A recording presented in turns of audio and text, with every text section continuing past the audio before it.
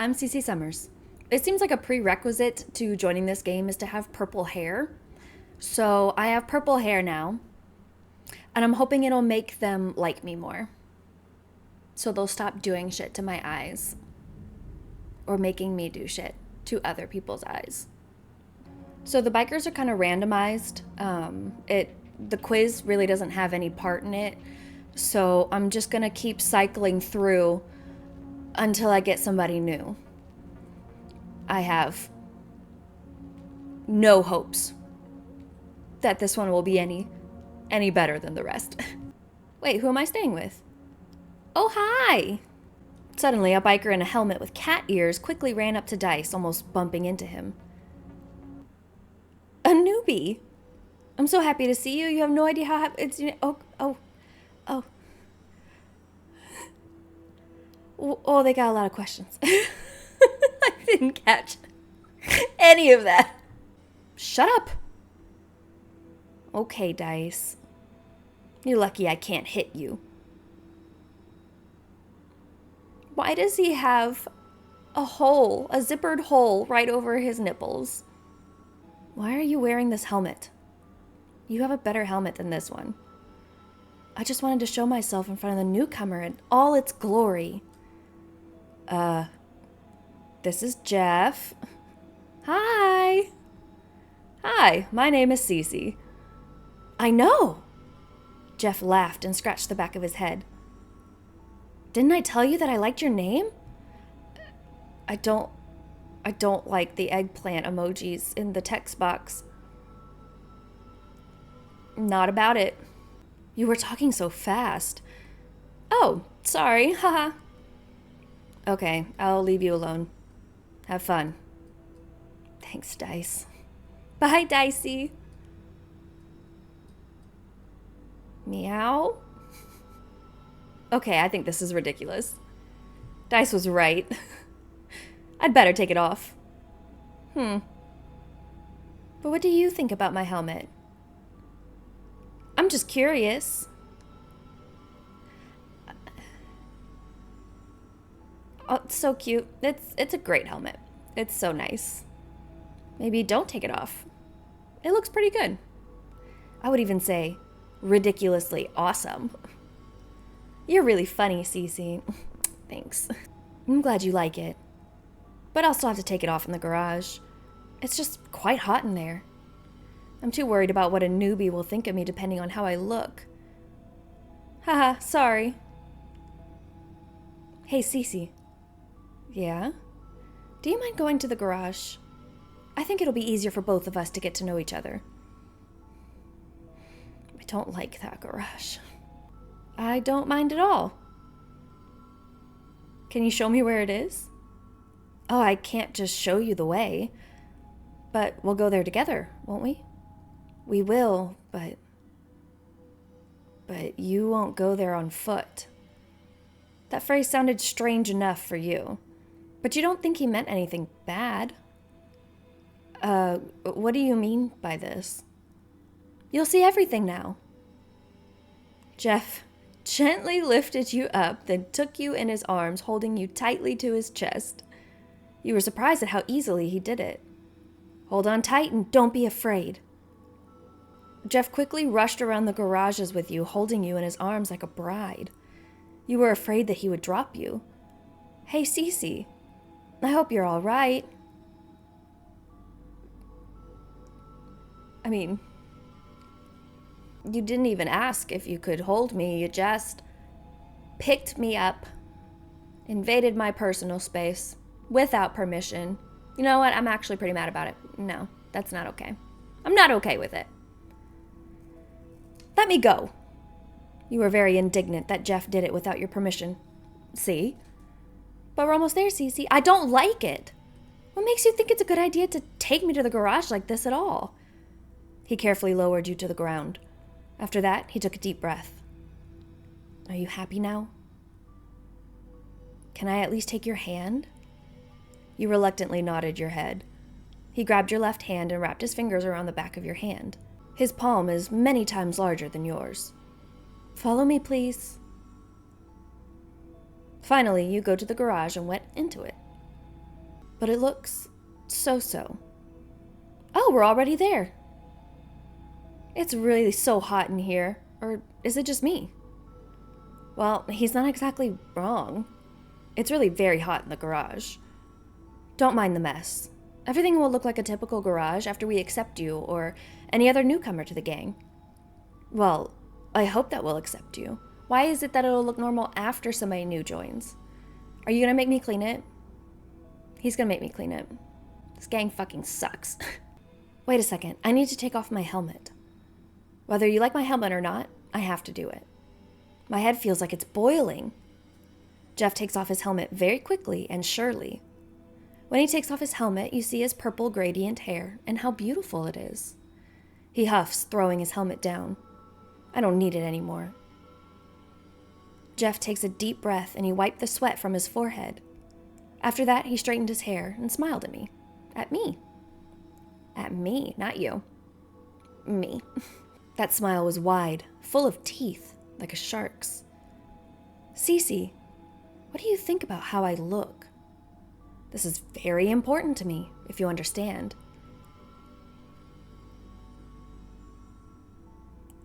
So nice. You look so nice. So nice. You decided to compliment him very kindly about his hair. It's not difficult for you to please him with words anyway. Oh, I think you are pretty. Really? I especially like your hair. It's like mine. You have such beautiful hair. I'm glad you like it. If I were you, I'd like it too. I really care about it. Dice said that this is one of the most important parts of the style of our gang. Enough about me. I have to tell you something about the gang. But I do not know what to tell you. What is more interesting for you? You can ask me anything you want. I don't know much about the gang, but I'll try to tell you everything I can and know. I'm really not ready to open up this can of worms. So we're just gonna ask about the gang. Can you tell me who else is in the gang? Oh, yeah. I was just gonna do that. There are only 4 of us. We're so different, but we are inseparable. I'm a member of the gang. You already know my name. I can only say about myself that I'm the most attractive in the gang. Also, you've already met our boss and my childhood friend, Dice. Don't be offended by him, even if he calls me a jerk. Another important member of the gang is Varai. Damn, he's so nice that I feel like I'm drunk on beer. And another member of the gang is Jate. He has a rather tense relationship with other bikers. He's old, but he's good. We just don't understand him, I think. The last member of the gang will be you. I hope so. That's all, I guess. There are only 4 of us. Although sometimes Varai says that there are 5 of us because he counts his worm in the jar. If we're counting worms, our gang would be in the thousands. Thousands! It's weird. Everyone in our gang has their own oddities. I feel some tension. I think it's time for us to take a break. So let's hug once.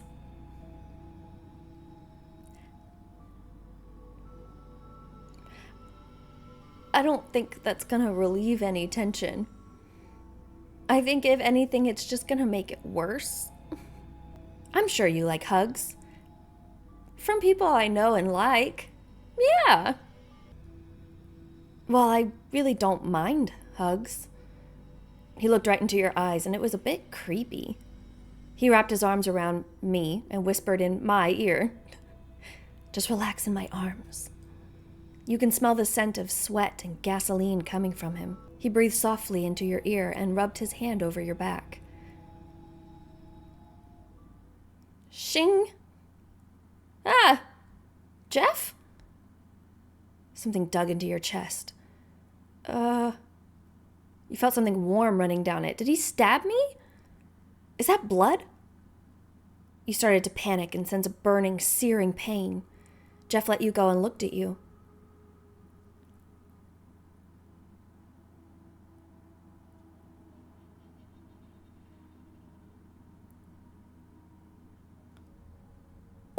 Hey! Oh, oopsie. I didn't mean to. Jeff is looking at you excitedly. He seems to like it very much. Sweat glistened on his forehead and trickled down from it. I accidentally poked you with my secret weapon. It's not like he did it by accident.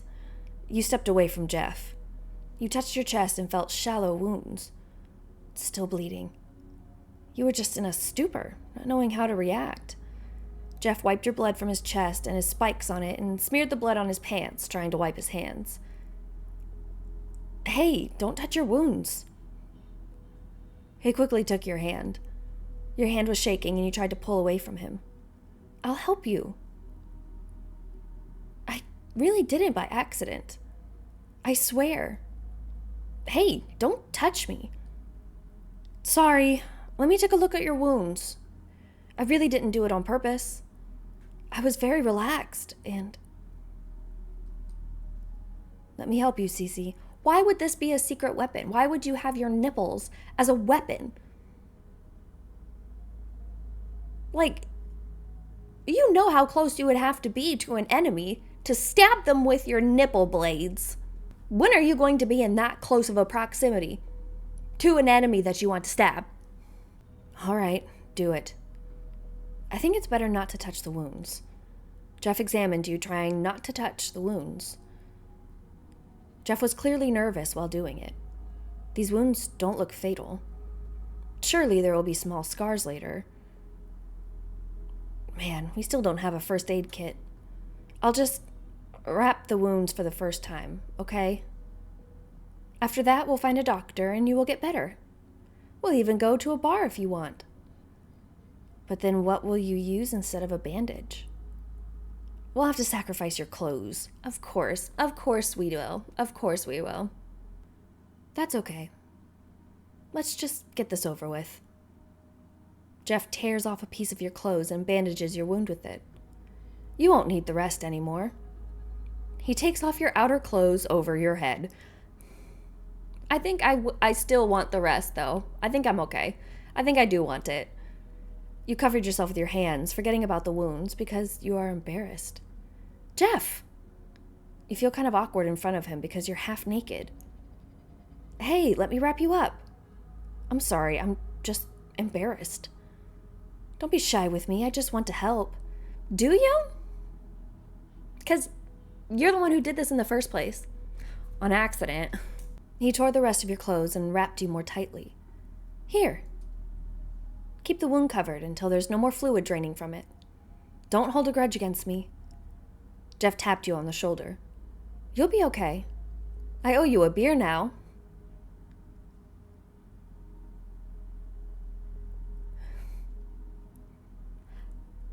Unusual surprise is definitely one way to say it. All right, let's ask about him and figure out what weird fucking things we're about to experience. In addition to the nipple blades. Where'd they even come from? There's no part of this that has... Like, this looks like a mesh shirt. Where is he hiding those things? You know, maybe you can tell me something about yourself. I'll be able to meet other bikers later. Oh, yeah, you're right. You can tell me about yourself, too. Yeah. Well, what can I say? I like being a biker. I've been in a gang with Dice since the beginning. He taught me how to drive a motorcycle. And he says I'm very good at it. What about you? Me? Do you know how to drive? I'm not sure. Oh, don't worry. I can teach you too. That would be very nice. Another question. What district are you from? Never seen you here before. I know a lot of people here. I don't know. To be honest, I don't know how I got here and where I was. It seems like you're not a newcomer to the gang, but also a newcomer here. It's okay. Your new life will start here then. I'm happy for you. I think it's even for the best. Huh. You know? Talking about biker stuff can be so stressful. Or boring. I have an offer for you. An offer I do not accept. Nope. Mm-mm. I'm good. What is it? Let's go to a bar? We could hold hands, have heart to heart. Well, you don't have to hold hands. I just don't like being in this garage. I know the right place. So what? You don't mind? Yes, why not? I don't have to drink anyway, I guess. Well, going to a bar with someone and not having a drink is not really polite. Then don't take me to a bar. If I don't want to drink, then I don't want to drink. You can say, oh, we haven't even met for a day and you're already dragging me to a bar. But I'm not asking you to get drunk, okay? Okay. I hope you really want to spend time with me. Trust me, you won't refuse a cold mug of root beer after you leave this stuffy garage. I would, because root beer is horrible. Whatever you say. But I'll only drink one mug. Okay. Okay, let's go. Hurry, take my hand. Why are you going in such a hurry? Let's take a walk, slowly. I've had enough of the way you took me to the garage. Jeff opened the door slowly, turning the door handle. A gust of cold air swept across the garage from the door. Phew! You followed Jeff, who was walking slowly, whistling some silly melody. While you were walking, you didn't even talk. You just looked around. You didn't even notice how you and him ended up in a bar. The bar smelled of earth and old decaying wood, heavy in the damp, still air. A light bulb burns alone in the room, illuminating a patch of space around it with yellow light. The light through the cracks in the windowless walls grows dimmer. There was no one and nothing in the bar except the bartender, the bar counter, and a couple chairs without tables. There's only one bartender in the bar. He is half metal and can be inferred by the fact that he has wires sticking out of his neck and a robotic arm. You sat down with Jeff at the counter. Hey, barkeep, 2 beers for me and my friend. The bartender rinsed 2 thick, half-liter glasses in a barrel under the counter and poured beer. Then he pushed the glasses towards us. He doesn't talk at all, just silently does his job. You took the glasses and bumped them. He paid and began to sip from his glass, and so did you. You know, man, I like you. You both enjoyed each other's presences over beer until you were both done. In fact, the beer didn't taste so bad. Thank you for agreeing to stay with me at the bar. I hope you won't mind hanging out with me sometimes. Good ending. Beer! Aw. Hey, I want to give you something. If it is a worm, I'm going to scream. I know that we haven't been talking for so long, but I already really liked you. Even if you don't stay in the gang, you will have a small gift. It will remind you of me. I hope only warm memories will remain about me. Jeff took one of the things off the shelf. You might have seen it earlier, but you didn't pay much attention to it. Is it an eggplant? Well, not really. But I don't advise you to eat it. Or put it in your mouth.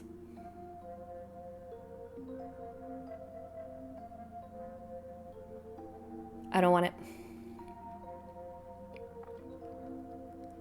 You can just put it on the shelf or hold it in your hands. I wasn't going to... I don't even want to know what that is. Well, actually, I thought it was food. Do you want to hold it? Yes? Okay. Since it's a gift? Jeff put this thing in your hands. It felt like plastic. Or rubber. You couldn't tell. You couldn't understand why Jeff decided to give it to you. Huh. Is it just a stupid toy? Did Buzz? You got scared and threw this strange object away from you. As soon as it touched the floor, it bounced a couple times like a bouncing ball. What the hell is this? You've already answered your question. Jeff picked up the toy from the floor, wiped it on himself, and shoved it in your hands again. You tried to give it back to him, but you couldn't. A toy, silly. Why did you choose this as a gift? Well, because there's nothing in the garage of my things except for an eggplant and my helmet. And an eggplant is more dear to me than a sweaty helmet. Oh. Okay. Thank you, I guess. Awesome present from somebody I've known for 20 minutes.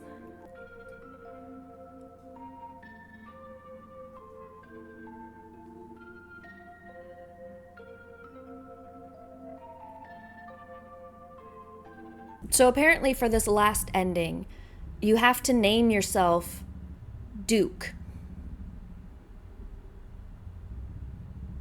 I'm sure there is some lore behind it that I am missing, but... Hey, newbie. Could you remind me of your name, please?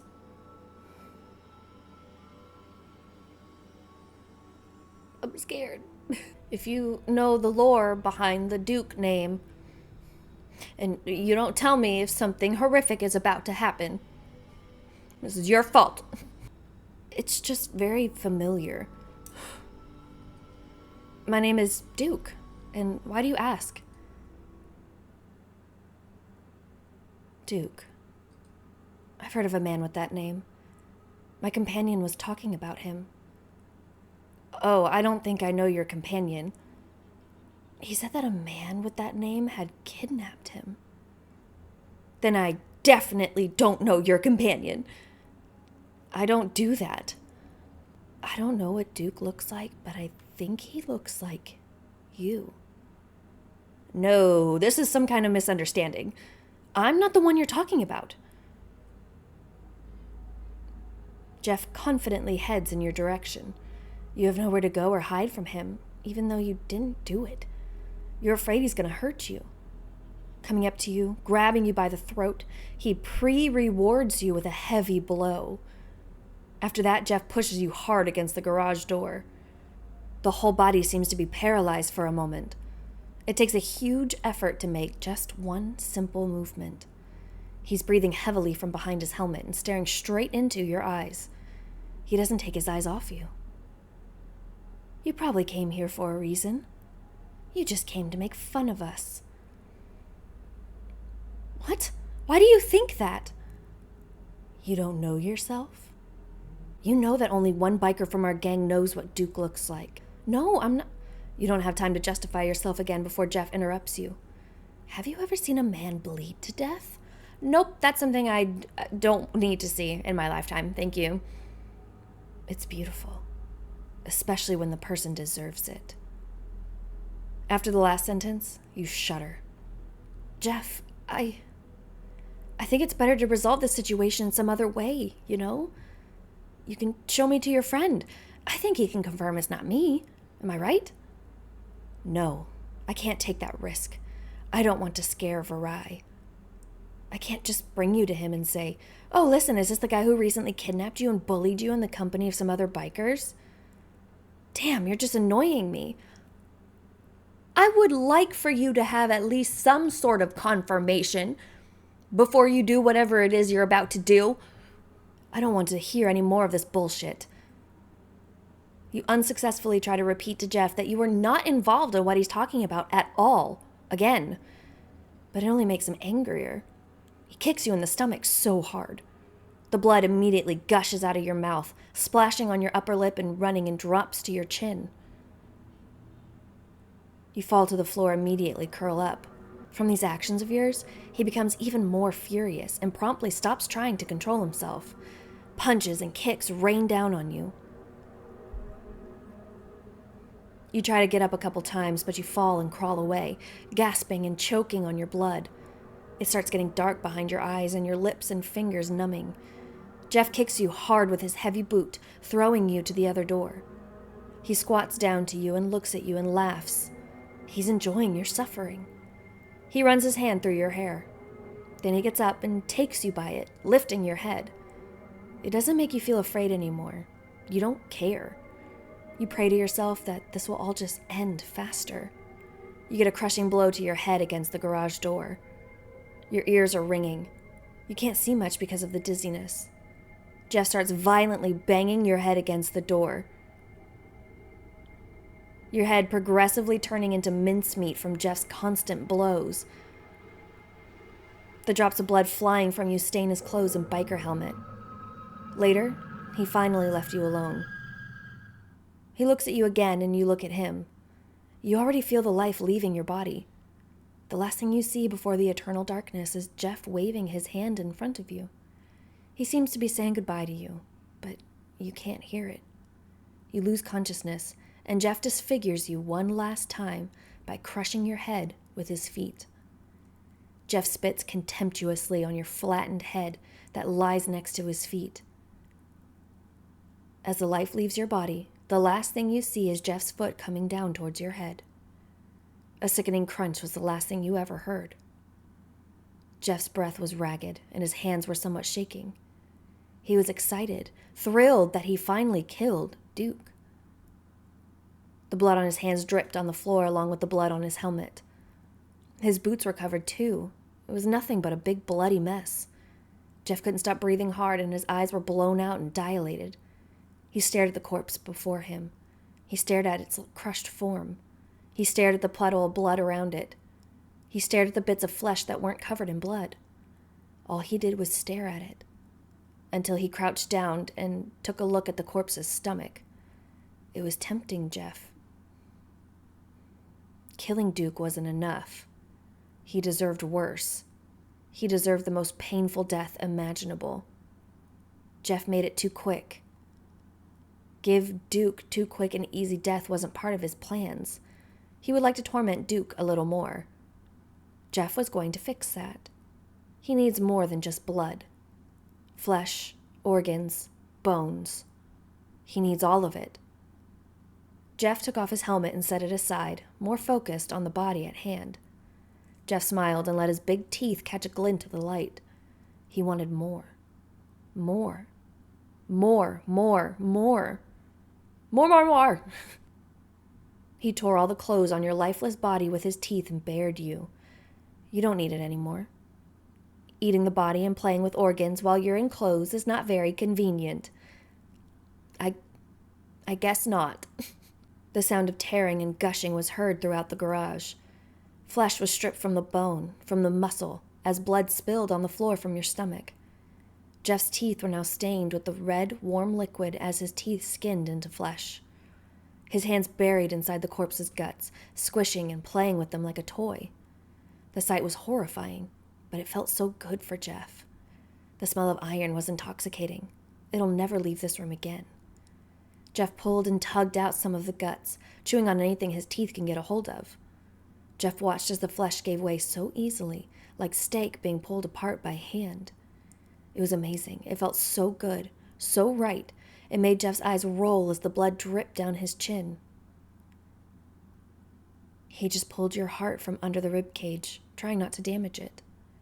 The blood did not splash around. It flowed evenly down Jeff's arm, soaking into his clothes. He carefully took a bite out of your heart, eating a little. He liked it, and he sank his teeth into your heart.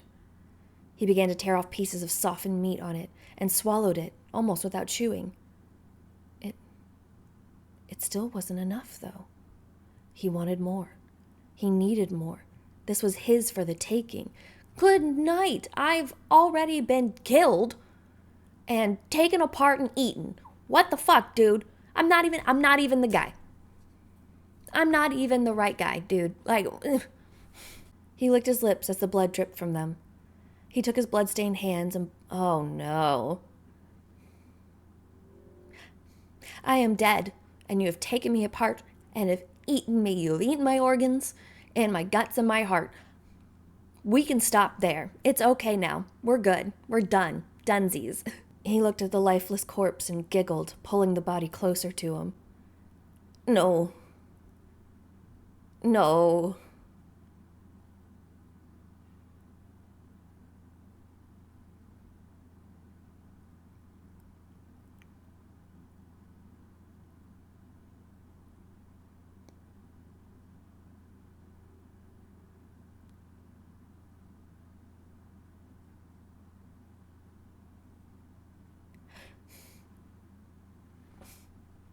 you better hope I don't see any more of your gang around.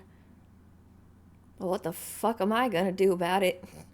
I'm, I'm way beyond dead at this point. Jeff walked out of the garage, giggling away as the body slowly decomposes. Jeff definitely won't be cleaning this up. So who's gonna... Never mind. Well, he's gonna have egg on his face when he finds the real Duke, won't he? So I started a new game so I can see if there's another biker, and there was new dialogue for Padar, that guy. Oh, hello, dear. We haven't seen you for a long time. Oh, it's you again. Hi, weird robot dude. You can say it without the word dude. I love how that's the word that he doesn't like. But, okay. Hello. Did you enjoy the simulation game?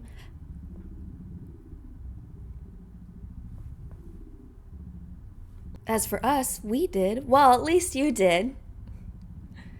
It was pretty fun, but it's a little not enough, right? I think it was plenty. Well, it was fun. A good simulation in which I felt real pain. We're glad to hear it, dear player. We'll probably meet again. We will be very happy to meet you again, perhaps even in the same place. I hope you like what we will do for you again. Of course, this is super interesting, but where's my surprise? Ah, yeah, your surprise. We almost forgot about it. Forgive us. Before our surprise, we want to ask you exactly one question that does not affect anything. I trust you implicitly. Okay? Which biker did you like the most?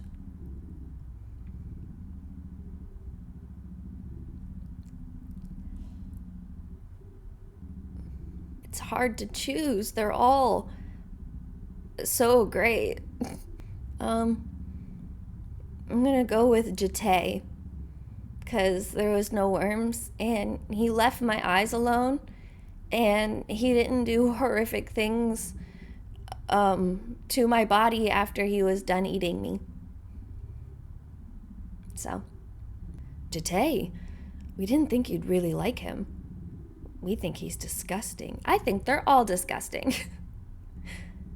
Okay, this is your choice, not ours. What do you mean? What? Thank you for your answer, dear player. Your answer is very important to us. Now, your surprise. You've been waiting a long time for this, haven't you? What will you do for me? We had an idea. We'll undress for you. I'm okay. I'm good. What? No. Aren't you already naked? Like, you literally don't have any clothes. You still haven't answered my question why you're naked. We're not naked. The skin is our clothes. Because you're a fucking robot.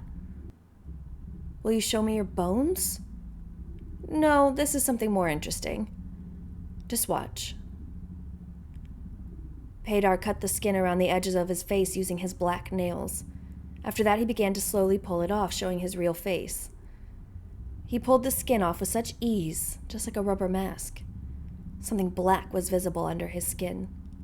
And after he removed the skin, a black, viscous goo was flowing from his face. A black goo that looked like something between oil and resin was flowing down his body. Nothing was visible on his face except iron parts, eyes, and white teeth. The smell of plastic hung in the air. What kind of surprise is this? Later, all the darkness dissipated, even around you.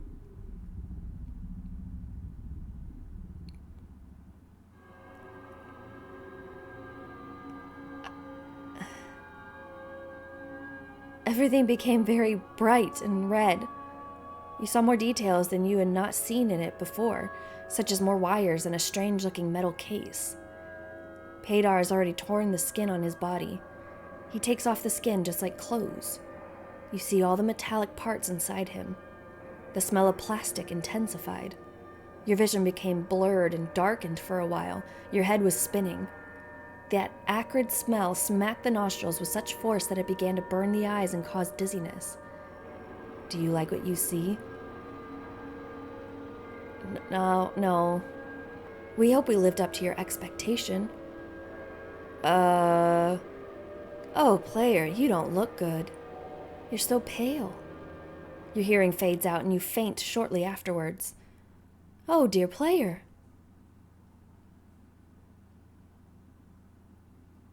They took their clothes off.